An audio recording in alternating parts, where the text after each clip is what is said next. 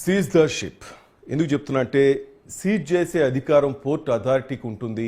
హైకోర్టుకు కూడా వెళ్లాల్సిన అవసరం లేదు. ప్రస్తుతం పోర్ట్ అధీనంలో ఉన్నట్లు అధికారులు చెప్తున్న సమాచారం. నేడో రేపో సీజ్ చేసే అవకాశం, సీజ్ చేస్తే పవన్ కళ్యాణ్ పంతం నెగ్గుతుంది, లేకపోతే కామెడీ మరింత ఎక్కువ అవుతుంది. ఇది నేను ఎందుకు చెప్తున్నానంటే ఇటు అంతకుముందు గంజాయి ఆంధ్రప్రదేశ్లో అనేవాళ్ళు ఇప్పుడు బియ్యం అక్రమ రవాణాకు సంబంధించి అందరూ మాట్లాడుకుంటున్నారు. పవన్ కళ్యాణ్ కాకినాడ పోర్టుకు వెళ్ళటం, అక్కడ అధికారులతో మాట్లాడటం, అక్కడ ఆయన్ని కొంతమంది ఆయనకు అడ్డు తగలటం, ఆయన చెప్పటం డిప్యూటీ సీఎంగా నాకే కొన్ని చోట్ల రెస్పెక్ట్ లేదు, నన్నే లోపలికి పంపించలేదు అంటూ ఆయన రోజు కామెంట్స్ చేయడం జరిగింది.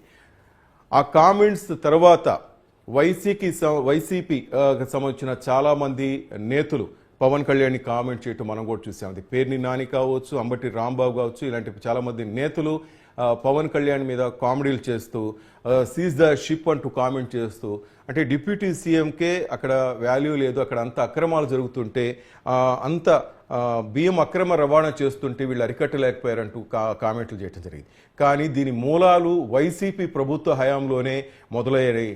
ఇది పెద్ద వృక్షంగా వటవృక్షంగా మారటానికి కారణం వైసీపీ కేంద్ర ఒత్తిడికి లోనై ఆయన వెనక్కి తగ్గుతారా?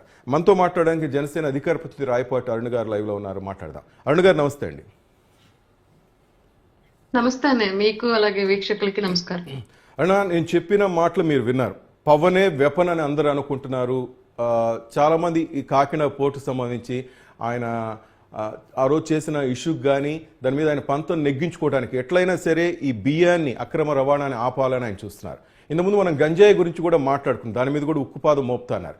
కానీ ఆ గంజాయి ఎట్ట ప్రాణం తీస్తుందో బియ్యం అట్ట ప్రాణం పోస్తుంది. అంతే కదా, మనం రైస్ ఉంటేనే బతుకుతాం. కానీ అలాంటి రైస్ ఈరోజు పేదవాళ్ళకి అందకుండా కాకినాడ కేంద్రంగా ఆఫ్రికన్ కంట్రీస్కి వెళ్ళిపోతున్నాయి. దీని మీద మీరు చూసే ఉంటారు వైసీపీ నేతలు ఎంత హేళనగా మాట్లాడుతున్నారు. ఎందుకంటే గుమ్మడికాయల దొంగలు ఎవరంటే భుజాలు దడుకునే విధంగా వాళ్ళ వ్యవహార శైలి ఉందని ఇంతకుముందు చాలా మంది నేతలు కూడా ఉన్నారు. మీరేమంటారు? పంతం నెగ్గించుకుంటాడా లేక ఆయన కామెడీ పీస్గా మిగిలిపోతాడా వాళ్ళు చెప్తున్నట్టు? ఇది యాక్చువల్ గా పంతం కాదండి. పవన్ కళ్యాణ్ గారు రాజకీయాల్లోకి వచ్చేటప్పుడే చెప్పారు, పేదల కోసం మాత్రమే పనిచేస్తాను తప్ప పదవుల కోసం, అధికారం కోసం, పెత్తందారుల కోసం కాదు అని చెప్పేసి ఇవాళ క్లియర్ గా ఆయన పేదలు తినేటువంటి బియ్యం ఎలా అయితే పక్కదారులు మళ్ళీపోతున్నాయో ఆ మాఫియాని పట్టుకోవడం అనేది చిన్న విషయం కాదు. ఇప్పుడు ఆయన కొరువుతో తలగొక్కుంటున్నట్టు పరిస్థితే ఉంది. నిజంగానే గ్రౌండ్ స్థాయి నుంచి వేళ్లూనుకుపోయినటువంటి మాఫియా ఇది.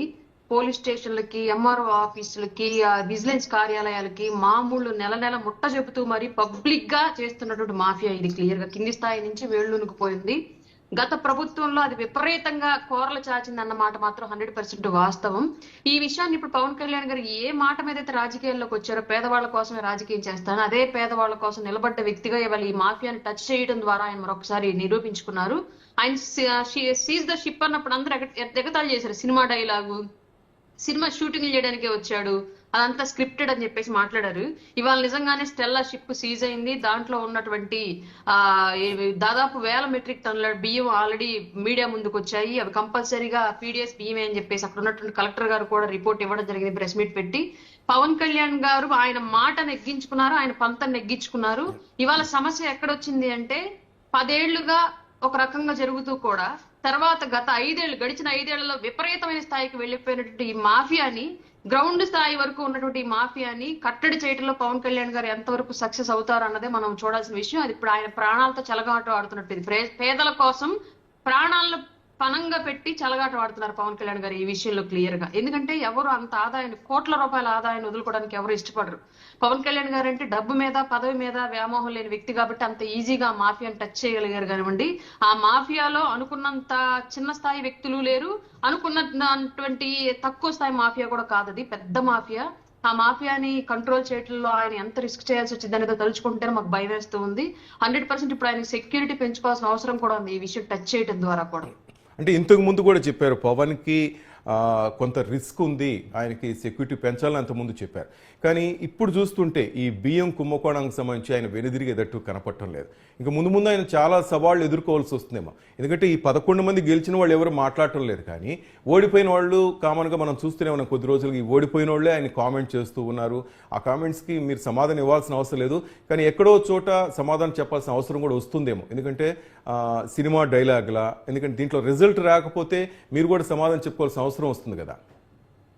ఆ ఓడిపోయిన 11 మంది మాట్లాడే మాటలకు సమాధానం చెప్పాల్సిన అవసరం మాకు లేదండి. ఎందుకంటే వాళ్ళు అట్లాంటి మాటలు మాట్లాడడం మూలంగానే గతంలో 151 నుంచి 11కి వచ్చేసారు. అది ప్రజలే అర్థం చేసుకున్నారు. బట్ వాళ్ళకే ఇంకా అర్థం కాని విషయం, వాళ్ళు ఎలాంటి మాటలు మాట్లాడితే, ఎలాంటి పరిపాలన చేస్తే, ఎలాంటి ఆలోచనలు చేస్తే 151 నుంచి 11కు పడిపోయారు అనేది రాష్ట్రానికి ఒక క్లారిటీ ఉంది. వాళ్ళకి ఇంకా క్లారిటీ రాకపోవడం మూలంగా ఇంకా అట్లాంటి మాటలు మాట్లాడుతూ ఉన్నారు. ఇంకా సిగ్గుపడాల్సిన విషయం ఏంటంటే ఆ 11 మంది ఇది యాక్చువల్ గా వాళ్ళు చేయాల్సిన పని.